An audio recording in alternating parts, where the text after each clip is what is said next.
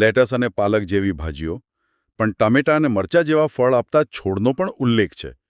શું આ બધા માટે પદ્ધતિ એકસરખી જ હોય? મૂળભૂત સિદ્ધાંત તો એક જ રહે છે, પણ હા, દરેક છોડ પ્રમાણે પોષક તત્વોના મિશ્રણમાં થોડો ફેરફાર કરવો પડે. અને એ જ તો આની ખાસિયત છે.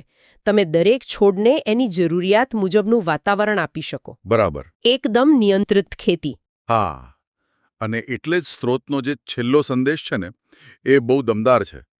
તે હાઇડ્રોપોનિક્સને માત્ર એક વૈકલ્પિક પદ્ધતિ નથી ગણતું, એને ભવિષ્યની સ્માર્ટ ખેતી કહે છે.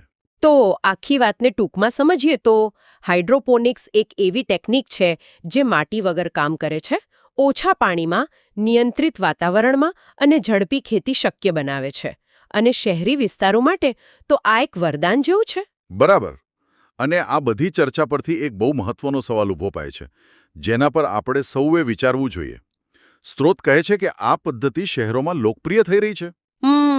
તો વિચારો કે જો શહેરી ખેતી આ રીતે આત્મનિર્ભર બની જાય અને શહેરો પોતાની જરૂરિયાતની શાકભાજી જાતે જ ઉગાડવા લાગે, તો પરંપરાગત ગ્રામીણ ખેતી અને શહેર ગામડાના જે આર્થિક અને સામાજિક સંબંધો છે, એના પર લાંબા ગાળે શી અસર પડી શકે?